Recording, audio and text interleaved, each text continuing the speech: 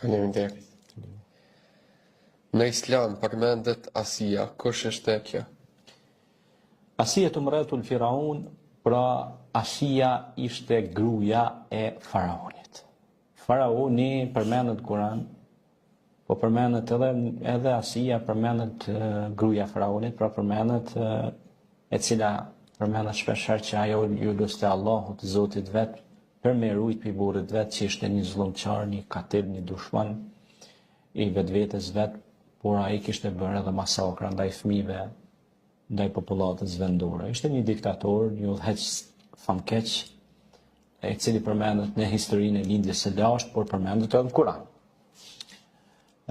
Ai tha anna rabbuka al-a'la, tha unë jam Zoti i gjithësisë, tha, edhe i tha Hamanit. Hamani ka qenë një arkitekt, një mjeshtër i cili ka qenë në oborrin e Faraonit, e i tha ja Haman, tha ma ndërto, tha një pyrg, një fortifikat madhe, tha të hypi ta shoh Zotin e Musait.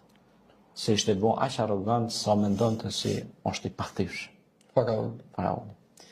Dhe çfarë ndodhi, përfundimi i tij ishte katastrofik, domethënë vdes në zunin e detit, dhe kur erdhi shpirti të fyti, tha besova Zotin e Musait. Musa ishte besimtar, ishte i dërguar i Zotit, ishte një njeri i mirë, një njeri thjesht me kam tokë, si thonë në popull, modest, kurse Faraoni ishte bërë arrogant, ishte bërë oligark, kishte fitu pasurinë në mënyrë